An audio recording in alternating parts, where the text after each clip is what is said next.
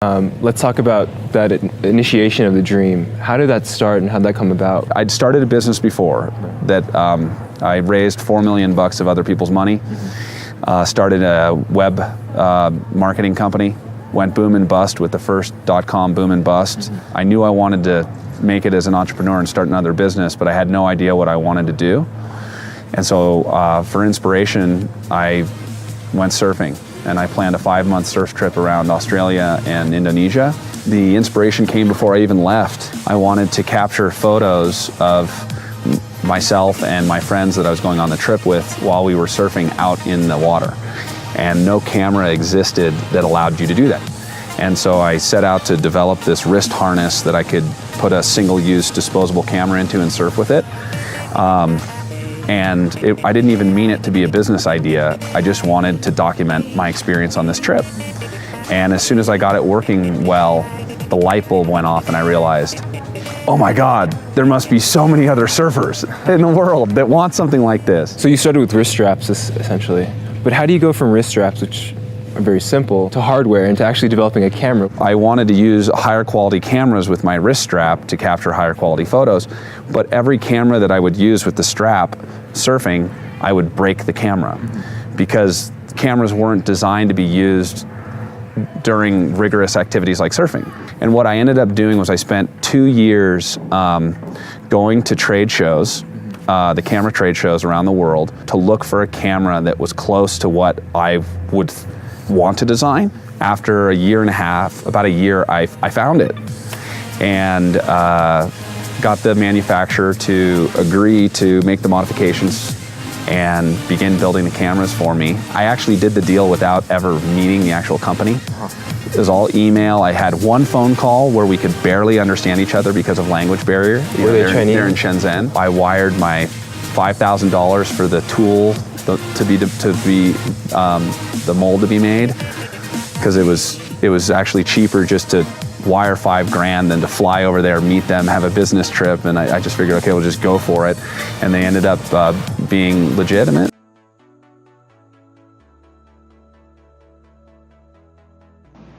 While on his Balinese surf trip, Woodman realized that there was a market for his wrist-mounted waterproof camera. Surfing photography had long been an area that required a lot of money.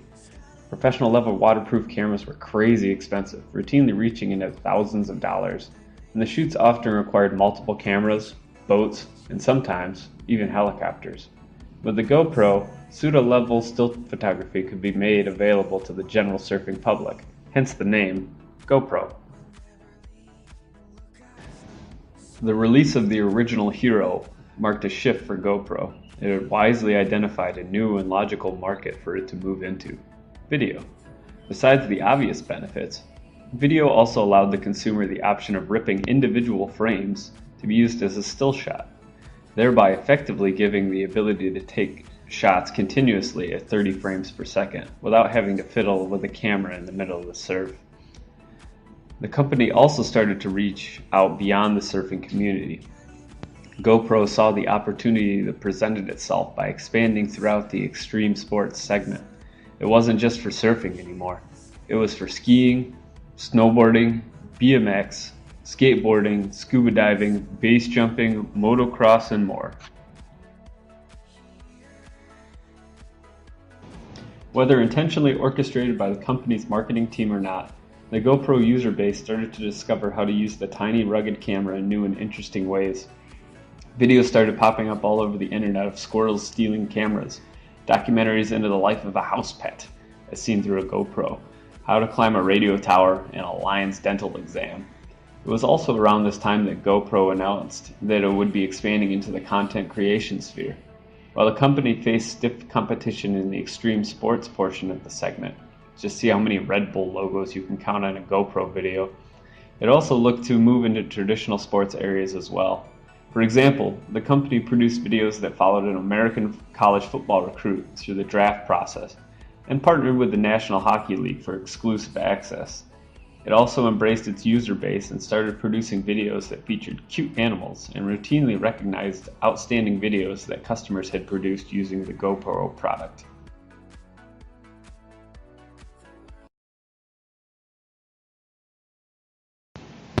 The explosion of alternate GoPro uses also led to an interesting convergence of tech. As folks started strapping their GoPro cameras to their new remote-controlled drones, Woodman became intrigued by this. Remember the helicopters from the surf videos? Well, here was the technology to replicate the effect with a fraction of the investment. GoPro decided to open up talks with drone manufacturers in order to collaborate on a product. After talks fell through with first mover and industry giant DJI and another failed partnership with 3D Robotics, GoPro ignored the warning signs and pushed ahead by deciding to develop its own drone in-house. The product was met with numerous delays, cost overruns, and even a recall, but GoPro finally launched its Karma drone in January of this year, just in time to enter a market that is seeing two of its three largest companies laying off a large portion of their workforce.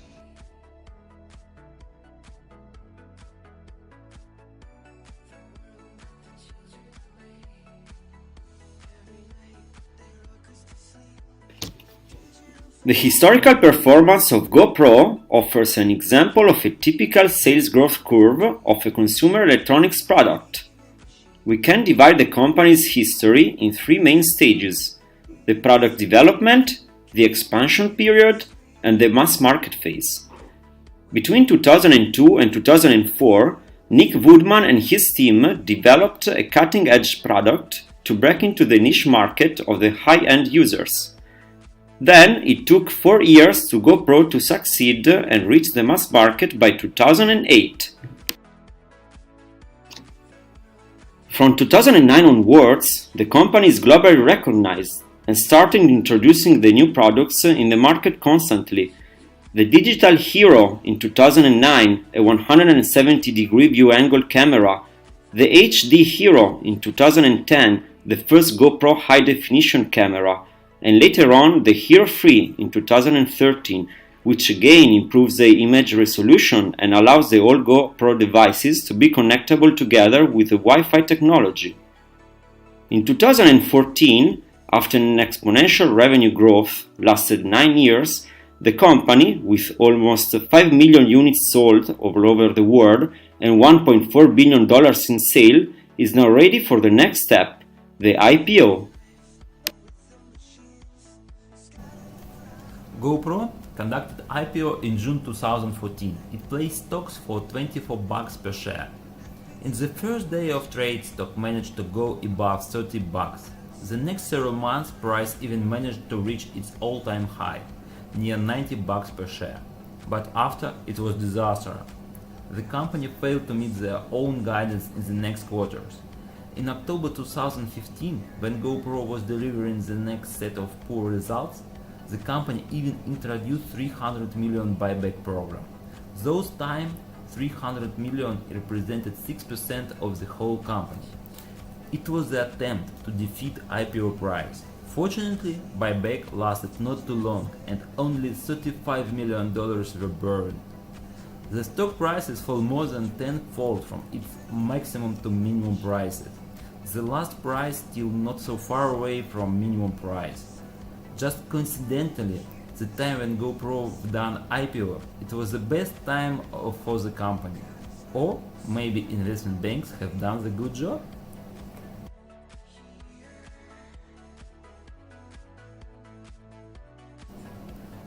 Let's look at the financials. Exactly before the IPO, the top line grew 87% in 2013 and 41% in 2014. The bottom line was up 88% in 2013 and 111% in 2014, which is amazing and sounds like an attractive investment story. But what happened next? Revenue slowed down to 16% growth in 2015 and fall 27% in 2016. As to net income, it fell 71% in 2015 to poor 36 million. And finally, GoPro got a huge loss, 419 million loss.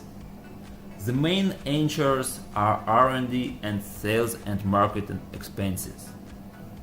In an effort to address heavy competition, GoPro inflated both figures. The former number is grown by average rate of huge 80% through the years 2012-2016. The later figure by 33% during the same period of time.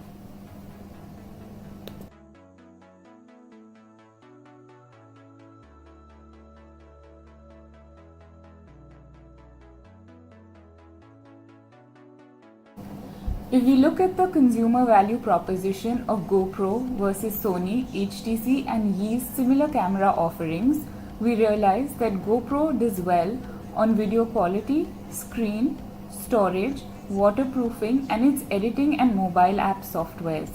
However, it performs poorly on price, battery and accessories. In fact, if we look at the huge gap on the last two parameters, it is exactly where new entrants are coming in by the hordes, offering free accessories and longer lasting battery.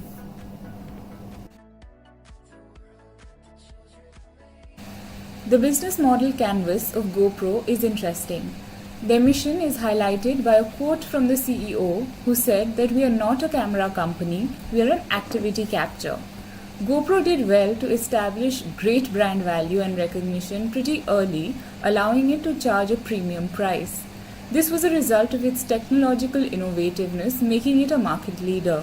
However, with copycats catching up and the market maturing, GoPro faces severe challenges. In fact, they are now changing their marketing campaigns from high-flying, activity-based advertising to more product-based, family-centric ads.